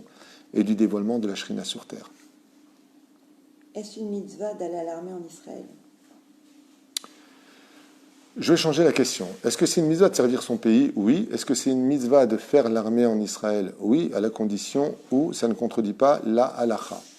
C'est très simple. Ça veut dire que si d'un côté, je vais faire comme... le Besséder, Valérie. Le Besséder. On est dans une maison, les enfants, ils vivent, ils expirent. Si, Bezrat Hashem, nous sommes comme 3 de mes enfants qui ont fait l'armée ici, donc ils vont à l'armée, ils étaient à Netzach Yehuda. Ils sont dans un endroit confiné, loin de la nudité des femmes, de la vulgarité des uns et des autres. et qui peuvent faire leur service militaire Kedat Moshe Israël, bevadaï que ça peut être considéré comme une mitzvah de servir son peuple. C'est Avodat Kodesh d'être dans l'armée d'Israël. Je dirais même que c'est une grande fierté pour nous d'être un chayal. Et n'oubliez pas un détail. Tout comme on peut être chayal avec des madim, on peut être chayal avec un chapeau, une chemise et un costume, en servant Hachem, comme ça s'est toujours passé dans l'histoire d'Israël. Ne l'oubliez pas. Dans la Gemara de Makot, par exemple, il y a 1800 ans, il faut savoir que les Chachamim nous écrivent dans la Gemara que le roi David, quand il envoyait 1000 soldats au front, il vérifiait qu'il y ait 1000 soldats dans les yeshivot. Ça veut dire 1000 bachorei yeshivot qui vont étudier pour donner du mérite à ces soldats de ne pas mourir au front. Donc, on peut être tout à fait un soldat dans les yeshivot et on peut être un excellent soldat aussi sur le front, à la condition où notre Torah est préservée, que nos yeux sont préservés de l'impureté, que notre bouche est préservée de la vulgarité et tout ce qui s'ensuit. Mais si j'envoie mon fils dans un endroit où je vais le perdre dans sa Torah, alors c'est vrai que ça peut être une mitzvah, mais n'oubliez pas ce détail. On ne construit pas une mitzvah sur le dos d'une avéra. C'est toute la généralité de notre Torah. On ne vole pas un riche pour faire la tzedaka pour un pauvre. De la même façon, on ne fait pas la mitzvah de servir dans l'armée d'Israël si c'est pour faire perdre un fils qui va totalement s'assimiler et finir à Koa ou en Inde avec des tatouages et des nattes qui n'en finissent plus, crades comme c'est pas possible. Je rappelle que à la Vachalom, Ariel Sharon lui-même avait sonné la sonnette d'alarme en disant que 73% des soldats de l'armée d'Israël partaient pour 2, 3, 4 ans dans des pays étrangers et revenaient totalement shootés. C'est pas pour dire autre chose. Et on le voit aujourd'hui. On a un peuple qui est malheureusement, sans faire de kitrougue, j'explique, tous les jeunes reviennent avec des tatouages, les joints, l'alcool. Il y a beaucoup de problèmes. Pour ceux qui veulent ouvrir les yeux, ceux qui veulent voir Bisounours et Casimir partout, faites-le. Mais moi, je vis ici, je sais de quoi je parle, je suis en contact avec beaucoup de gens comme eux. J'ai 53 ans et 33 ans en Israël. Donc, j'ai quand même beaucoup d'expérience ici dans ce domaine. Et oui, pour l'armée, mais à la condition où cette armée ne te permet pas de tomber. Il faut absolument les trazek quand tu vas servir, parce que c'est une avodat kodesh dans la Torah, rentrer dans l'armée d'Israël, dans la Torah, dans le Sefer Torah de 20 ans à 60 ans, c'est marqué là-bas, de l'Egaïs Chayal, dans le Tanakh, seuls les tzadikim doivent faire l'armée. Donc moi, si vous me posez la question, je vais avoir un truc qui va peut-être vous choquer. Mais moi, si j'étais Premier ministre, c'est très simple. J'aurais pris tous ceux qui sont à l'armée chilonim, je les aurais mis à yeshivot, et tous ceux qui sont à yeshivot et qui étudient sérieusement la Torah, eux, je les aurais fait sortir à l'armée. Parce que l'armée d'Israël est composée de gens qui font attention aux mitzvot de la Torah. C'est justement, je pense que la grande différence entre le monde laïque et le monde religieux, c'est que le monde religieux prend le rôle du soldat à un tel degré de sérieux et de mérite spirituel que pas n'importe qui va à l'armée. C'est pour ça que le Rav Shteiman, Zecher Tzadik Kadosh Livracha, a créé Netzach Yehuda et quoi encore? L'autre, Netzach Israël. C'est le Rav Shteiman qui les a créés. Et il avait bien dit à tous ceux qui allaient faire l'armée, n'oubliez pas que vous prenez sur vous un rôle très important. C'est une mitzvah de défendre sa terre, c'est une mitzvah de défendre son peuple. Mais à la condition où cette mitzvah ne m'emmène pas à ne plus être chômeur Shabbat, et puis à sortir avec des gonzesses, puis les amener à la maison, puis aller en boîte de nuit, puis boire des bières, et puis faire n'importe quoi de ma vie. Dans ce cas-là, le Yetzer Hara nous aura fait un grand clin d'œil en nous disant « Je vous ai bien eu ». Voilà ce que je pense de l'armée. Oui, pour l'armée, mais à la condition où cette armée me protège de mes valeurs juives. Certains Lubavitch pensent que c'est le rabbi qui est le Mashiach, mais d'après la Gemara, ce n'est pas possible que ça soit lui puisqu'il est parti. Nachon, il y a encore, pas tous, il faut savoir qu'il y a une marloquette aujourd'hui au sein du mouvement Chabad et Lubavitch. Il y a énormément de Lubavitch qui ne sont plus méchichistes, dans le sens où pour eux, c'est plus le rabbi Lubavitch. Il y en a d'autres qui sont restés attachés à cette idéologie, et c'est tout à fait légitime. Moi, je n'ai pas de problème avec ça. Là où j'ai un problème, vis-à-vis de ceux qui considèrent que Rabbi Nachman, ou que le Rav Kook, ou que Rav Ovadia Yosef, ou que même le rabbi Lubavitch soit le Mashiach, mon seul problème avec eux, je vais vous dire où il est. J'ai du respect pour eux, s'ils le croient, s'ils le pensent, s'ils y adhèrent, tant mieux. J'ai du problème avec eux quand ils me l'imposent. Quand tu m'imposes comme ça sur les routes de Tel Aviv et que je vois veuillez accueillir le Melech HaMashiach et que tu mets le Rabbi Lubavitch en disant que c'est lui le Mashiach, je trouve que d'abord c'est une grosse ânerie. Deuxièmement, c'est violer le libre arbitre des autres parce que tu me l'imposes. Et si moi j'estime que c'est Rabbi Nachman, qu'est-ce qu'on fait? Alors on fait d'un côté à droite de l'autoroute c'est lui et puis de l'autre côté on fait c'est l'autre. C'est pour ça que celui qui pense que son Rav c'est le Mashiach, qu'il le vive. Bémet, tu sais quoi? C'est une mitzvah pour toi. Allez, Mazel Tov, mais l'impose pas aux autres. Pourquoi tu l'imposes aux autres? Si, c'est lui. Non, c'est pas lui. Alors on fait quoi? On fait un bras de fer maintenant? Stupide. Il faut vraiment être stupide pour faire des choses comme ça. S'il y avait tout simplement marqué Bezrat Hashem, préparez-vous à recevoir le Melech HaMashiach. Zéou, sans la photo du Rabbi Lubavitch. Pourquoi pas? Mais si tu me mets la photo du Rabbi Lubavitch, tu comprends bien que tu es en train de me dire que c'est lui. Et si pour moi, c'est pas lui, je fais quoi? Stupide. Non seulement ça sert à rien, ça attise de la haine, ça fait rire les chilonim qui disent mais c'est vraiment des gelées de la tête. Chaval al-Azman. Parce que la différence, je veux dire où elle est. La différence entre celui qui pense comme moi et celui qui pense comme eux, je veux dire où elle est, c'est très simple. C'est que si le Mashiach, c'est lui, c'est vraiment le Rabbi Lubavitch, moi, ça ne me dérange pas. Mais si c'était pas lui, qu'est-ce que ça va les déranger? Qu'est-ce qu'ils vont être stupides? La reine, que chacun croit que son Rav soit le Mashiach, qu'il soit vivant ou mort, c'est son problème. Je ne veux même pas rentrer dans la polémique, ça ne m'intéresse même pas et je n'ai pas de temps à perdre avec ça. Par contre, là où je grasse un peu des dents, c'est quand on veut m'imposer ou qu'on veut vous imposer des idéologies personnelles ou des croyances personnelles, alors que ceci n'a rien à voir avec la mitzvah d'attendre le Mashiach. On doit attendre le Mashiach, mais je vous défie de montrer où que ce soit dans n'importe quel livre, et Dieu sait combien je me suis assis avec des grands en Torah, il n'y a aucune référence qui dit qu'il y a une mitzvah de savoir qui est le Mashiach, est-ce que c'est lui ou c'est l'autre. On n'est pas dans une compétition de savoir qui sera le Mashiach. Seul Dieu le sait et qui vivra verra. Avant la venue du Mashiach, ne faut-il pas que la Knesset ou la Cour suprême soit sous les règles de la Torah, ou c'est le Mashiach qui changera le système actuel? C'est les événements qui changeront tout ça, puisque la Gemara nous dit le Mashiach viendra que quand la même Shala ne sera plus, que les bâtés Mishpat, les maisons, les tribunaux n'existeront plus. Donc apparemment, il y a des événements qui vont prévenir la venue du Mashiach, puisque normalement tout ça est voué à s'effondrer prochainement, très prochainement. Be'ezrat Hashem, Amen. Surtout la Cour suprême. Barafil Knif.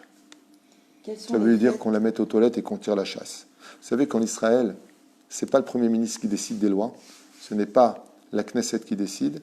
Les tauliers du pays, ici, c'est la Cour suprême. Pour ceux qui connaissent un peu la politique. On est dirigé par des clowns à la Cour suprême qui font la pluie et le beau temps. Et c'est eux qui nous pourrissent la vie jusqu'à aujourd'hui. Non seulement ils sont anti-Torah, non seulement ils luttent contre les lois de la Torah, mais de qui plus est, ils font un balagan pire qu'un cancer dans le corps d'une personne. Bientôt tout ça cessera si Dieu veut. Quelles sont les fêtes que l'on continuera à fêter avec le Mashiach?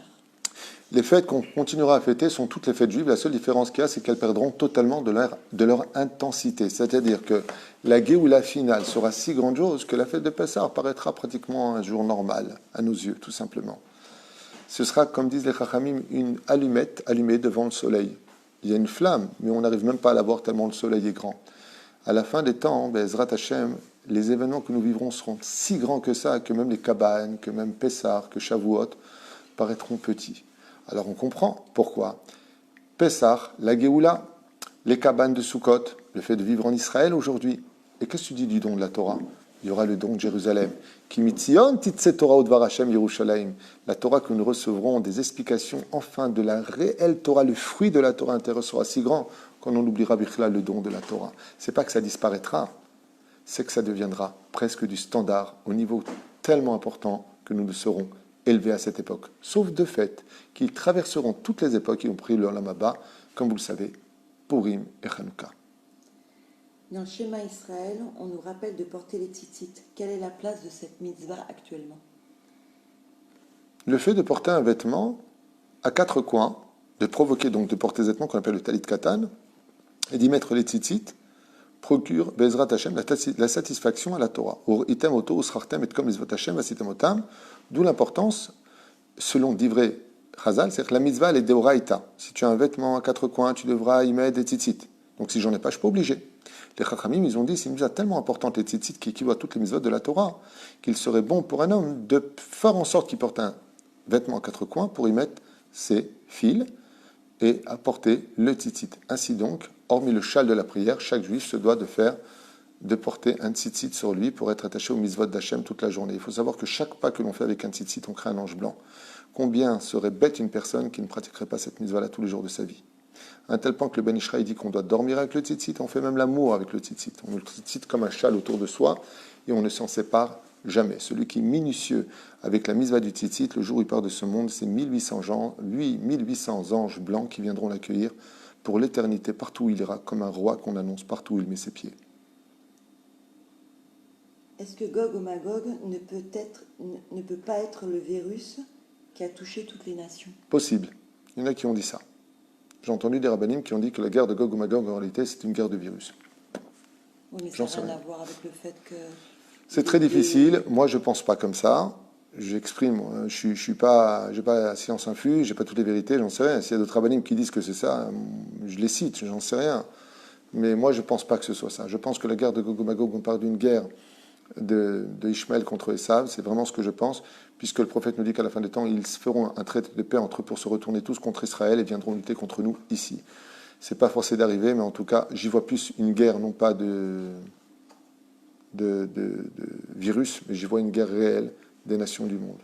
Est-ce que le Mashiach peut être une femme? Non, c'est pas la première fois qu'on essaie de me persuader de cela.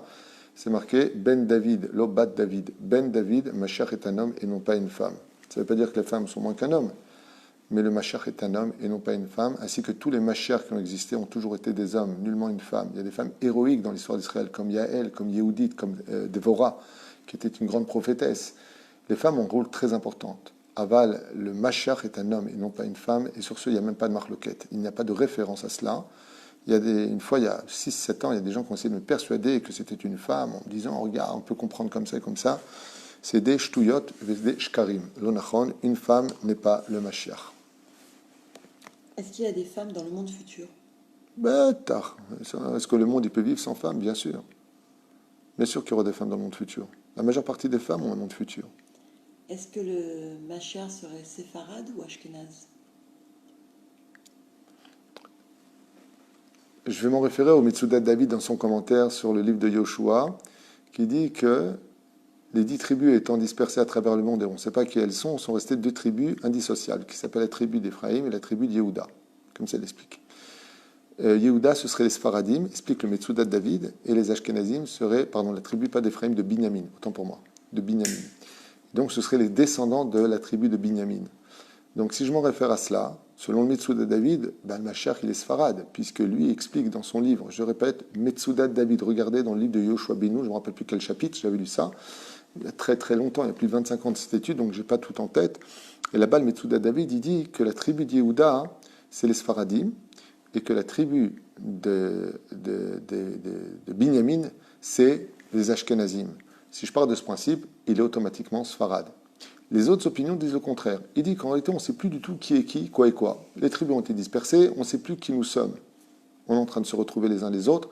Donc la seule réponse que je puisse lui donner, c'est que je ne sais pas s'il sera Ashkenaz ou Sfarad, mais ce qui est certain, c'est qu'il deviendra de la descendance de Yehuda, descendance du roi David.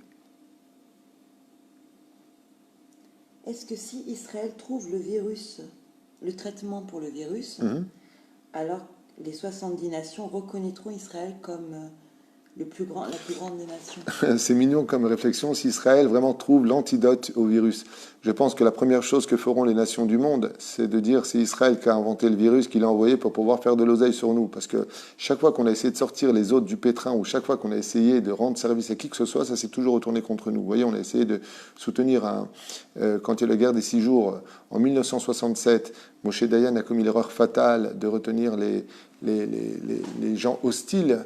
Les Arabes de Hebron, il leur a donné les clés au Moufti en disant gardez, ne partez pas, on va s'occuper de vous. On a toujours été les plus grands abrutis au monde pour nous créer les plus grands croche-pattes de l'histoire. Donc je pense que, à plus forte raison, les autres. Ce serait très dangereux si Israël trouvait le virus, parce qu'au lieu de recevoir le prix Nobel de la paix et de la trouvaille, je pense qu'on risquerait peut-être d'être accusé, en tout cas, par la mauvaise foi de beaucoup de pays qui ne jugent Israël que sur la mauvaise foi. Ce serait très dangereux pour nous. Et de l'autre côté, Israël devient de plus en plus indépendante, prend de plus en plus confiance en elle. Et je serais très fier d'Israël si on avait Bezrat Hashem, l'antidote, à apporter comme solution et pour nous et pour les nations du monde. Il n'y a pas plus grand que quand Israël devient un Kiddush Hashem dans le monde. Alors juste, il y a une réflexion de quelqu'un, un témoignage qui dit qu'un ami à lui qui s'appelle André Shaul Zwili, il demande qu'on prie la Refoua Shlema pour lui. Refoua Shlema Bezrat Hashem, amen. Il était présent au 770 quand le rabbi est sorti furieux en disant qu'il n'était pas le Mashiach et qu'il demandait qu'on arrête de le proclamer comme Mashiach. Je suis au courant de ce que vient de témoigner ce monsieur, que le rabbi était contre le fait qu'on l'appelait Mashiach. Les élèves un peu assidus du rabbi Lubavitch, quand il chantait « Oui, monte Mashiach no » à 770 là-bas, eh bien le rabbi faisait comme ça, il faisait comme ça, il faisait comme ça. Mais moi-même, qui étais très proche de ce mouvement, j'ai même étudié dans des centres talmudiques Lubavitch à une époque de ma vie. Je peux vous affirmer que, m'étant assis avec des très grands rabbinim Lubavitch, ils m'ont confirmé que le rabbi n'a jamais dit qu'il était le Mashiach. c'est une euphorie qui est sortie de son mouvement et qui a voulu absolument violer son territoire en disant ouais, c'est lui le Mashiach. Il n'a jamais dit qu'il était ouvertement le Mashiach. Par contre, il laissait faire. Oui, ça on me l'a confirmé. Quand on disait de lui qu'il était le Mashiach, il laissait faire. Mais ça ne veut pas dire que dans sa grande humilité, il a dit qu'il l'était. Donc il faut faire très attention à cela. Et encore une fois, c'est tellement pas important. La vérité, vous savez quoi? Si c'est lui, Dora Aliane, viens vite, c'est tout, on s'en fout. Franchement, c'est pas important. Encore 3 questions. 3 questions, on finira pour ce soir. Est-ce que les laïcs sont considérés comme le Erev Rav? Chas Veshalom, de dire que les laïcs sont les rêvera, ce n'est pas de notre tafkid. Par contre, ce que l'on peut dire, c'est que tout celui qui n'a pas de Rahmanout pour le monde de la Torah, celui qui déteste ceci et cela, vous savez, la majeure partie des rois d'Israël qui étaient des purs juifs étaient des gens qui étaient très anti-Torah. Pratiquement tous, à part 5-6 qui étaient de bons rois juifs, le reste ont été des catastrophes. Donc on ne peut pas dire que quelqu'un de laïque est un rêve, c'est tout simplement un ignorant de la vérité spirituelle qui l'entoure. Et c'est pour cela que quand un laïc fait teshuva, ça devient le meilleur des raves très souvent. Est-ce que, alors, une question générale comme ça qui est revenue souvent, comment on vivra quand viendra le Mashiach? Est-ce qu'on sera avec notre famille? Comment se passera nos journées? La principale occupation quand il y aura la Géoula finale et que Mashiach se sera dévoilé et que tout sera réinstallé comme le prescrit le Rambam, c'est que la seule soif de chacun de nous, hommes, femmes, enfants, grands-pères, sera la connaissance de Dieu. À un tel point que on travaillera à peine sans travailler. Ça veut dire que même le travail ne sera plus le même travail qu'on aura connu, puisque les malédictions auront cessé, puisqu'on est arrivé à l'apogée de l'histoire. Mais la seule source de vie qui enverrait à notre esprit, ce sera de connaître Dieu. Tellement on ressentira Hachem dans ce monde et un bien-être de vie comme jamais on l'a. Vous savez qu'on est en train de vivre la plus grave de toutes les maladies de l'histoire. Il y en a qui vont vous dire le virus, le cancer, je ne sais pas, plein de choses. C'est faux, c'est faux. Le plus grand malheur de cette génération, c'est le mal de vivre. Les gens ont tous un mal de vivre, c'est impressionnant. Pour la plupart d'entre eux, sur 10 personnes, vous avez 9 qui ont un mal de vivre. Et les psychiatres sont là pour le confirmer.